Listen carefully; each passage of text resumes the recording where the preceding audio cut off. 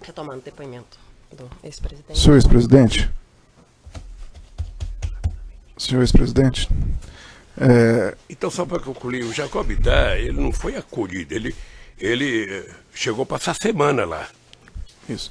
E que época que aconteceu que ele ficou lá com você passando, ou uma semana, ou algumas semanas, eu não sei. Isso foi, me parece que 2000 e... Foi a partir de 2005, 2006, por aí. Ok. Depoimento prestado aqui nos autos, inclusive hoje, o senhor Bunlai falou que por volta de agosto de 2010, o senhor Jacob Bittar manifestou interesse em comprar um sítio, porque ele queria que, em alguns depoimentos também, reunir as famílias. Dentro desse contexto de amizade com o senhor, vocês chegaram a conversar sobre isso? Não. Em algum momento? É isso que eu fico muito fulo da vida, porque como é que as pessoas decidem? O Zé Carlos Bunlai conversou com o Jacob Bittar, o mínimo que eu esperava é que ele falasse para mim, olha, você vai comprar um sítio para quê? Não, eu não estou perguntando ao senhor quando foi comprado ou quando você tomou conhecimento. Eu estou perguntando se nas suas relações de amizade com o senhor Jacob Bittar, não, esse assunto entrou em discussão. Ok. Em depoimento, o senhor Fernando Bittar relatou que vocês, o senhor presidente e a dona Marisa, poderiam usar o sítio como quiserem. O senhor pode falar um pouco disso, por gentileza? Quando eu fiquei sabendo do sítio, ou seja, que o sítio era do Jacob Bittar, que eu fui lá, eu fiquei sabendo que o Jacob Bittar tinha dito para a dona Marisa que poderia colocar lá parte do acervo. Uma parte do acervo foi colocado no Banco do Brasil, que eram as coisas que tinham valor, que estão lá até hoje. Outra parte do acervo foi colocada em contêiner, sobretudo papel mais valioso, e foi guardado que empresa foi? Graneiro. E o que foi lá para casa era dois tipos de coisa. Primeiro, eu posso até dizer de forma pejorativa, tralha, que era roupa, camisa de time de futebol, muitas, a Polícia Federal foi lá, deve ter achado, sabe, de todos os times do Brasil. Jaleco de fotógrafo, tinha uns 50 tapetes, sabe, de tudo quanto é lugar lá, e bebida, muita cachaça, sabe, um pouco de uísque e vinho de menos qualidade, que eu também não conhecia, tá? E que denunciaram que era uma adega, na verdade era um quarto, sabe, que se alguém dissesse que era adega para o entendedor, mandava prender, porque era um quarto que não tinha nem ar-condicionado, nem refrigeração para guardar vinho. Então era isso. Então o Jacob Bittar tinha essa preocupação. Hoje, na minha opinião, o Jacob Bittar tinha outra coisa. Tá? O Jacob Bittar, eu acho que ele tinha, na consciência dele, a preocupação do que ele ia fazer quando a gente deixasse a presidência. Tá? Então eu acho que quando ele comprou o sítio pensando em ele estabelecer um lugar para que ele pudesse convidar a gente e passar, sabe, tempo junto. Okay. E ele era muito amigo da Marisa. A Marisa tratava ele com uma fidalguia e com respeito profundo. E eu acho que ele se sentia confortavelmente bem, sabe, com a dona Marisa, porque ela tratava ele com dignidade. Então a pergunta é se os senhores tinham liberdade para usar o sítio como quiserem, como o Fernando Bittar disse à época, como quisesse. Eu, na verdade, gostava de usar quando eles estavam lá. Ok, mas os senhores tinham liberdade, sabe, de usar? Não, eles disseram que eu podia utilizar. Ok. Também no depoimento que o senhor prestou no aeroporto de Congonhas, o senhor relatou o seguinte: eu fui conhecer o local no dia 15 de janeiro. Sei também dito pelo companheiro Fernando, pelo Jacob Bittar e pelo Jonas, que uma das ideias deles era não só que eu tivesse um lugar para descansar, mas também que eu tivesse alguma coisa para guardar, tralhas de Brasília, que é muita tralha que a gente ganha. Então, além dessa questão das tralhas, que o senhor usou essas palavras, também era uma ideia que o senhor pudesse descansar lá no local? Sim. Ok. No depoimento que o senhor prestou em Congonhas... Até hoje tem muita gente que oferece, o Lula quer passar um dia na praia, quer passar um dia no... Sabe? Ok, senhor ex-presidente. Senhor ex-presidente, no depoimento que o senhor prestou no aeroporto de Congonhas, o senhor... No aeroporto de Congonhas... Na condução coercitiva que foi declarada depois que o fato está validado, né, doutor? O Supremo deu eficácia para frente, né, doutor? Discussão a ser feita. Não é discussão, porque o acordo da STF foi explícito nesse sentido. Mas eu posso prosseguir com minhas perguntas. Senhor ex-presidente, no depoimento que o senhor prestou no aeroporto de Congonhas, o senhor relatou que era uma sacanagem da imprensa sobre a divulgação do sítio, porque aquilo era sigiloso, aquilo era segredo. O que o senhor quis dizer com isso? Eu quero dizer que é o seguinte, que um presidente da República, que deixou a presidência da República com 87% de bom e ótimo, não tinha o direito de colocar o pé numa praia, não tinha o direito de colocar um pé no hotel, não tinha o direito de chegar no aeroporto. Sabe? Se um dia você ficar famoso, você vai perceber o quanto é difícil. Quanto é difícil. Você, na verdade, fica prisioneiro. Tá? Prisioneiro. Tanto que eles sabiam que o lugar que eu me sentia mais confortável era ou no Torto ou no Alvorada. Porque lá eu tinha segurança de que ninguém estava bisbilhotando, sabe, a presidência da República. Tá? É por isso, sabe, que era importante que tivesse isso. Tudo bem, senhor ex-presidente. Senhor ex-presidente, qual é a frequência de utilização do sítio de Atibaia por você e por Dona Marisa? Não sei, querido, não sei. Mas uma média. Se eu estivesse viajando, sabe, eu ia menos. Se eu não estivesse viajando, eu ia mais. E dependendo de quanto que o Jacó poderia ir. Tá. Senhor ex-presidente, o senhor tinha intenção de comprar o sítio? Eu, na verdade, pensei em comprar o sítio para agradar a Dona Marisa em 2016. Eu tive pensando, porque se eu quisesse comprar o sítio, eu tinha dinheiro para comprar o sítio. Acontece que o Jacobitá não pensava em vender o sítio. Ok. O Jacobitá tinha aquilo como patrimônio. Eu queria exibir para o senhor ex-presidente o evento 2, anexo 286, excelência, que é uma minuta de escritura de 2012, em que consta o senhor ex-presidente e a senhora ex-primeira-dama como adquirentes do sítio. Isso em 2012. Isso foi apreendido na sua residência. Lá em 2012, o senhor tinha interesse em comprar o sítio? Não, então por que esse documento foi encontrado na sua casa? Porque também alguém tinha interesse de vender. Alguém tinha interesse de comprar? Sabe? Não. Não? Nem sei. Mas tem o nome do senhor aí. Não, veja. Se for feita uma minuta, se foi o Fernando Bittar que fez a minuta, ou foi o Jacob Bittar que fez a minuta, sabe? Obviamente que, como eu era amigo deles, eles poderiam ter oferecido para mim. Eu, se quisesse comprar o sítio, eu teria comprado, porque eu tinha dinheiro para comprar o sítio. Ok. Eu não comprei o sítio e não comprei em 2016, que teve outra minuta. Ok. E por que esse documento foi encontrado em sua residência, senhor ex-presidente? Ora, porque se a ideia era tentar mostrar que o Lula deveria comprar, deveria ser entregue lá em casa. Tá? Okay. Deveria ser entregue. Isso foi entregue ou para mim, ou para minha mulher, ou para alguém. Ok. Qual é o erro de ter sido voltado da minha casa? Foi feito para entregar para nós. Senhor ex-presidente. Se tivesse a casa do vizinho, que era complicado. O senhor Emílio, em depoimento prestado nessa ação penal, relatou que tinha muito apreço pelo senhor. Quem? O senhor Emílio Odebrecht. Ele relatou que tinha muito apreço ao senhor porque o senhor era um homem que sabia ouvir as demandas da organização. E eu por ele. Ok. E, nesse contexto, ele alegou que tratava com você de assuntos da Petrobras e assuntos relacionados ao setor petroquímico. O senhor confirma que tratou desses assuntos com o senhor Emílio Odebrecht? É porque perguntado assim, truncado. Não estou truncado. Pode com calma, senhor presidente. Responder a minha relação com o Emílio Odebrecht. O Emílio era um dos mais competentes empresários brasileiros. Aliás, herança do velho pai dele, que era uma figura excepcional, tá? Que eu tive o prazer de conhecer. Tá? A minha relação com o Emílio era uma relação de um homem preocupado não apenas com o desenvolvimento do Brasil, mas preocupado com o desenvolvimento da economia brasileira em relação ao mundo. O Emílio Odebrecht tinha relação. Quando eu fui candidato em 89, eu já viajava para a América Latina. Só tinha 2 embaixadores do Brasil no exterior, na verdade. Um era o representante do Banco do Brasil, que tinha em quase todo lugar, e o outro um representante da Odebrecht. Onde fizesse reunião, tinha lá o cara, seu Lula, eu sou representante da Odebrecht. Tá? Então a Odebrecht, ela tinha muita representação na América Latina, e ela tinha muita representação na África. Até porque foi a única empresa que trabalhava em Angola no tempo da Guerra Civil. Ela atendia tanto os interesses do Zé Eduardo, que ganhou a Guerra Civil, quanto do líder da oposição, sabe? Eles conseguiam conviver.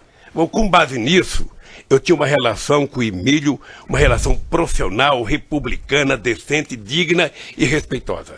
Eu posso dizer, procurador, posso dizer, olhando nos seus olhos, que o Emílio Odebrecht, a relação comigo era uma coisa que o Emílio, toda vez que ia conversar comigo, ele levava, e eu tentava pedir para todos os empresários levarem uma agenda para dizer o que queria conversar.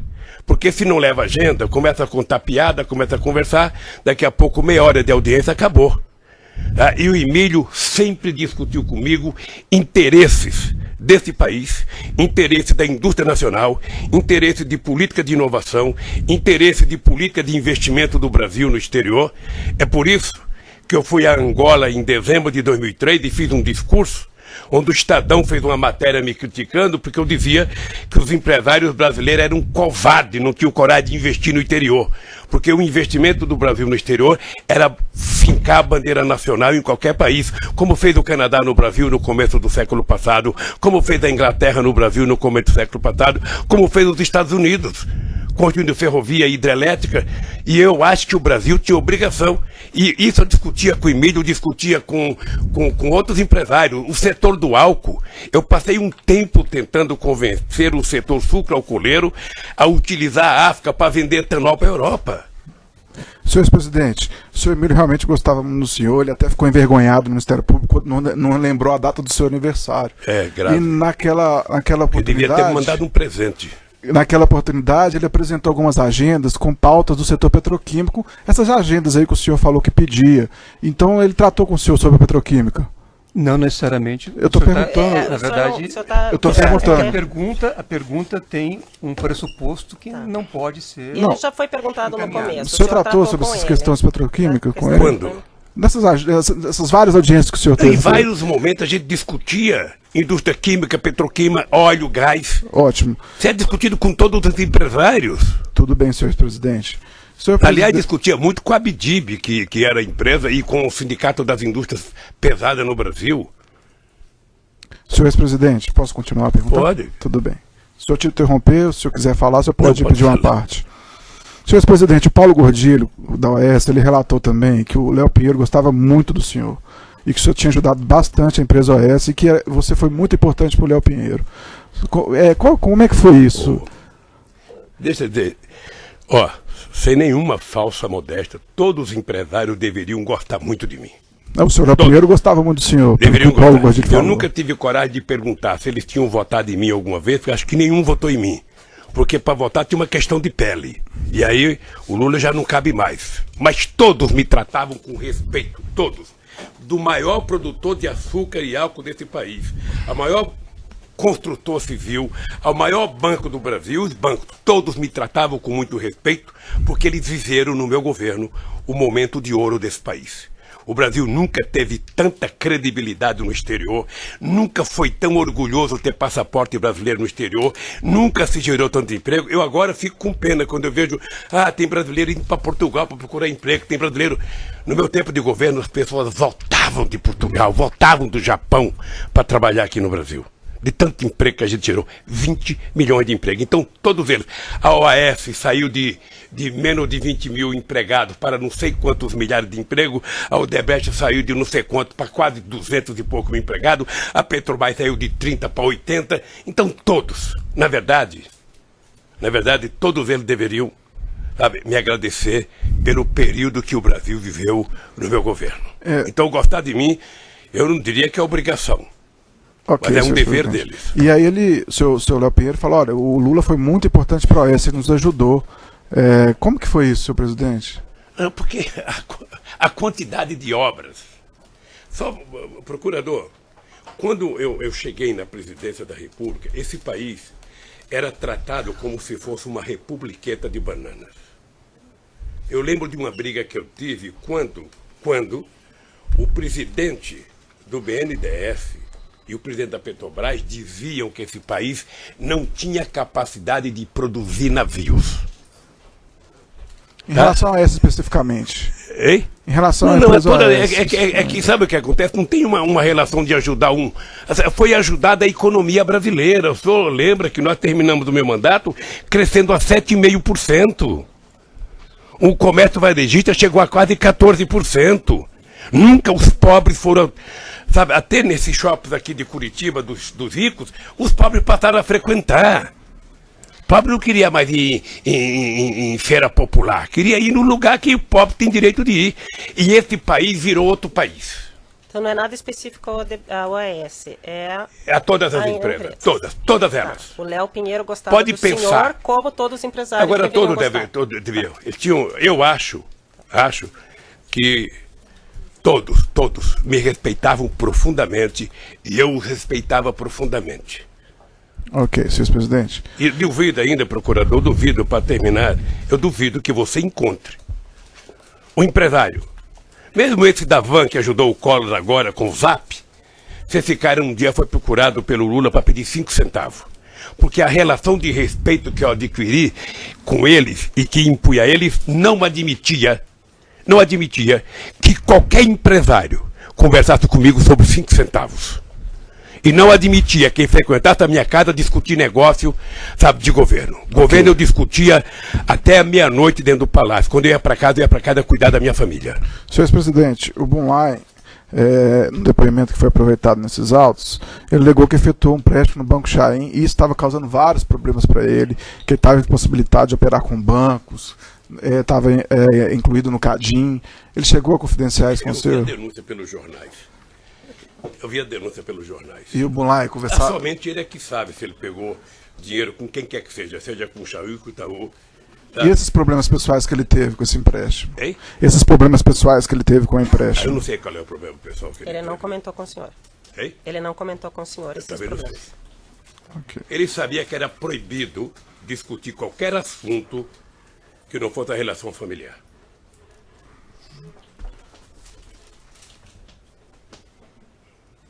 Senhor presidente, nos e-mails apreendidos no Instituto Lula, diversos encontros do senhor Bunlai com o senhor, entre eles eu vou citar alguns.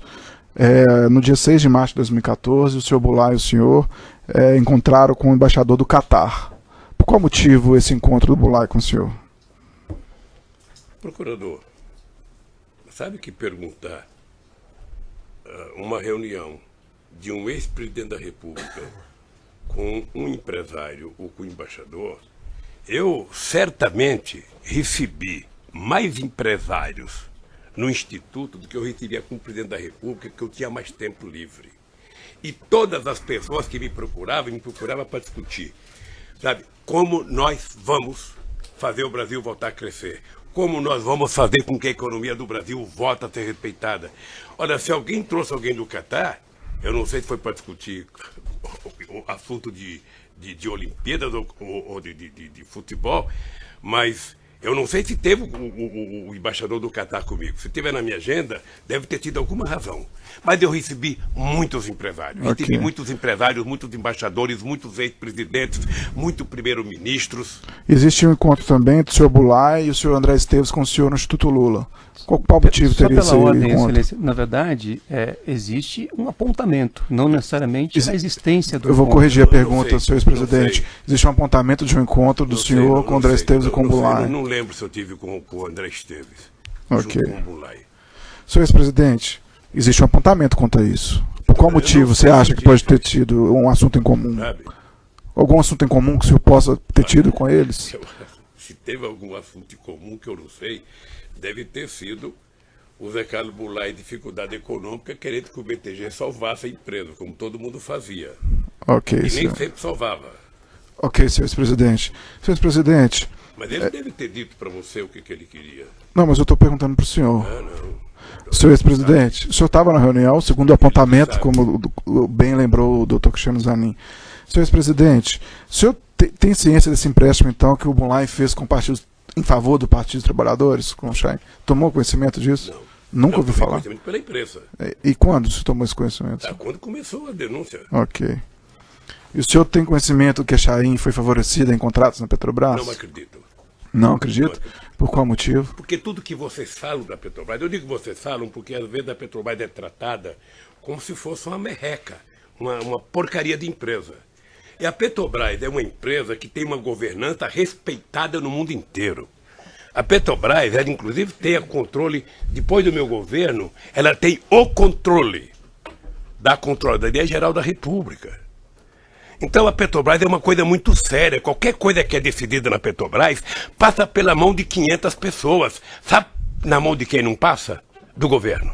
Mas, senhor presidente, apesar de todo esse rigor aí da controladoria interna da Petrobras, várias pessoas, inclusive como colocou a sua excelentíssima juíza, devolveram aqui milhões e milhões de dólares que eram fruto de propinas.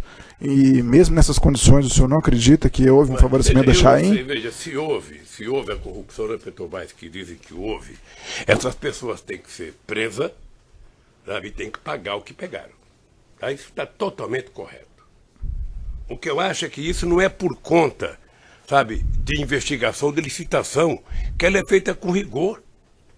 Sabe, se depois que estão lá dentro alguém, por exemplo, eu disse aqui para o juiz Moro que só tinha um brasileiro que sabia que o Paulo Roberto era o que foi, era o Moro. Porque como ele teve uma relação com o Youssef durante muitos anos, e o Youssef era o cara, então ele conhecia que era o Paulo Roberto, ninguém mais conhecia. Só se sabia que ele era um funcionário de 30 anos de carreira. Então se alguém, depois que entrou, virou ladrão, ou se alguém, sabe, participou de uma licitação honesta e ganhou, e depois resolveu daquele problema pagar a propina, eu, sinceramente, a palavra propina também é uma coisa nova no dicionário brasileiro, porque eu acho que teve muita gente, é opinião minha, fazendo evasão fiscal e depois encontrou muito mais cômodo achar um culpado, que era a tese da concussão. Arruma um culpado, joga em cima dele e livra a sua cara. E o senhor tomou conhecimento como foi quitado esse empréstimo do Bunlai com o Chaim? O senhor tomou conhecimento? Não, porque o Bunlai não tinha que prestar conta para mim. Tá, mas o senhor não tomou Prestar conhecimento. conta para a Receita Federal. Ok. Senhor ex-presidente, o senhor tomou conhecimento que o Bunlai efetuou as obras no sítio, no Atibaia? Não, Não tomou em nenhum momento? não, Nenhum momento? não, momento. Já perguntou, já respondeu. Em nenhum momento o senhor indagou, quando você teve encontro com ele, sobre o custo dessas obras? Em nenhum momento, quando o senhor encontrou com ele, o senhor indagou sobre o custo de obras? Não. Não, porque não era, o sítio não era meu, eu não tenho obrigação de perguntar e de saber. Senhor ex-presidente, nos e-mails apreendidos no Instituto Lula, há registro de encontros com o senhor com o Bunlai em 2011, em 16 de janeiro de 2012, em 29 de março de 2012, em 12 de junho de 2012, em 3 de julho de 2012, e 28 registros de apontamentos de encontros entre o senhor e o Bunlai no Instituto Lula. 2012, 28 de agosto de 2012, 3 de setembro de 2012, 19 de dezembro de 2012, 6 de março de 2014. Nesses diversos encontros, o senhor nunca indagou ele sobre essas obras que ele fez no sítio? A minha relação de amizade com o Bunlai não permitia Não permitia. que eu desse a ele qualquer ousadia de falar qualquer coisa de dinheiro comigo. Ok, senhor Então, se o Zé ex-presidente. Carlos Bunlai fosse ao instituto, o Zé Carlos Bunlai era aposentado, morava em São Paulo e poderia ir no instituto quantas vezes ele quisesse. Ok. Senhor ex-presidente, o senhor falou que a imprensa, depois que a imprensa divulgou isso, o senhor tomou conhecimento, não foi isso? Foi. E na divulgação da imprensa está lá a questão do Bunlai, que tinha feito as obras para o senhor. Depois dessa divulgação, o senhor não perguntou para ele sobre isso, não quis pagar por essas obras? Não perguntei porque o sítio tem dono. O dono do sítio chama-se Fernando Bittar. E o senhor perguntou para o Fernando Bittar? É que vocês começaram dizendo que era meu sítio. Eu estranhei agora a doutora juíza dizer que... Eu estranhei porque eu passei 4 anos eu também apanhando porque o estranhei, sítio era senhor meu. presidente, porque- E agora o sítio desapareceu. Eu também estranhei, senhor presidente, porque a denúncia está lá há muito tempo, a sua defesa poderia ter te explicado Sabe? isso. Não, Se ela não fez, não, infelizmente não é um papel do Ministério Público. O Ministério Público Está dizendo ressalva até que a questão na da propriedade denúncia- da empresa ainda está sendo investigada, não tem isso? É essa denúncia? ressalva. Então o Ministério A questão Público que da- fez a está, na questão verdade, da propriedade mas da mesma sua coisa. acusação. Tá, é dito, mas não é essa acusação. Não, a é mesma essa coisa acusação. aconteceu, procurador, a Acusação mesma é coisa lavagem de aconteceu, dinheiro nas veja, reformas. a mesma coisa aconteceu, eu tô há muitos Senhor anos, presidente, se você não estiver satisfeito não tem, com- pera um pouquinho, não tem nenhum ser humano nesse país que tenha apanhado mais da imprensa do que eu por mentiras contadas a meu respeito. E eu, com 73 anos, faço um esforço muito grande de não perder o humor, de não deixar que o ódio tome conta de mim, porque eu acredito que nós vamos ainda, neste país, provar quem está com a verdade e quem está mentindo. Então, eu passei, sabe, um monte de tempo, sabe? O Lula é dono de uma chácara, eu falava, não sou, gente, o Lula é dono, eu não sou. Agora, nem da chácara me perguntaram mais, porque não é minha. Foram perguntar de uma obra, de uma chácara que não é minha. A mesma coisa aconteceu, procurador, você sabe disso, do apartamento. Eu passei 5 anos dentro do apartamento, não é meu, não é meu, não é meu. Aí o que aconteceu com o apartamento? O Moro dá um julgamento aqui. Eu sou acusado por fato indeterminado. O apartamento não tem que a Petrobras, mas eu estou no Lava Jato. E foi colocado na Lava Jato pelo Ministério Público só para me trazer para cá. Senhor presidente, posso fazer o questionamento? O senhor deveria aguardar a resposta dele. Ele está fugindo ao tema, doutor. Ele está fugindo ao tema, doutor. É só isso, é só isso. Compreenda que, embora eu tenha um casco duro, eu respeito o senhor, senhor presidente. Se uma bala pega no mesmo lugar, muitas vezes machuca. E eu estou cansado. Eu estou cansado de mentira. A mentira é contada aqui e é transformada em verdade pela imprensa. Senhor presidente, tenho o maior respeito pelo senhor. O senhor está aqui para se defender e a oportunidade do senhor é essa. Se o senhor quiser ficar em silêncio, o senhor tem essa oportunidade. Sabe por que eu não posso me defender aqui? Sabe por quê? Porque quando vocês dizem uma coisa, dá 20 minutos no Jornal Nacional. Esse moço aqui, que é meu advogado, ele dá uma resposta, não passa 2 segundos. Senhor presidente, então é uma desproporção isso. Nós vivemos na democracia, o processo é público. Mas eu posso questionar o senhor? A democracia é mais para um do que para os outros. Não, uma questão de ordem, excelência. Não, doutor. É uma questão de ordem. Eu acho que isso está previsto em lei. Uma questão de ordem. Que questão de ordem? Seja a questão de ordem é a seguinte. Vossa Excelência, a pedido do Ministério Público, inclusive, contra a posição da defesa, disse que vai aproveitar um depoimento relativo ao caso Triplex. Então o senhor presidente estava, inclusive, fazendo referência ao caso que Vossa Excelência decidiu aproveitar o depoimento. Então, me parece que aproveitar o depoimento sem dar a ele a oportunidade de falar sobre o assunto configura um cessamento de defesa. Esse fato já está julgado, senhor eu diria a Vossa Excelência... Senhor Cristiano, o que vai ser aproveitado daquele depoimento são os fatos relativos a essa denúncia, mas não a relativa ao Triplex. E ele está atacando algo que já foi decidido. Certo, mas não dá para pensar uma coisa em detrimento de outra. Então vamos para a próxima pergunta. Eu só pediria a Vossa Excelência, educadamente e cordialmente, que fosse possível o depoente, nesse ato que ele pode fazer a sua autodefesa, que ele pudesse completar as respostas e desenvolver os raciocínios necessários para a concretude do ato. Mas se ele fugir do assunto e começar com um discurso político, doutor, infelizmente eu estou comandando a audiência, eu vou ter que cortar. Doutora, inclusive, o problema é que esse assunto não tem um tema específico, porque inventou-se 2 palavras mágicas, o PowerPoint e o contexto. Isso já foi passado e nessas no passado. 2 palavras parece uma caçamba de jogar problema. Vamos às perguntas. Então tudo está dentro do contexto, porque a mentira tem que ser... Senhor presidente, o senhor está aqui para se defender, o senhor fique tranquilo, se for mentira, se for mentira, o órgão acusador do Ministério Público ele não tem interesse em condenar pessoas por fatos que são falsos. Então o senhor fique tranquilo com relação a isso. Vocês já conseguiram até me tirar do processo eleitoral. Senhor presidente, não foi... Porque eu sabia que se eu fosse candidato eu ganhava no primeiro turno das eleições. A primeira coisa foi me condenar de forma apressada para me tirar. Pelo Quem tirou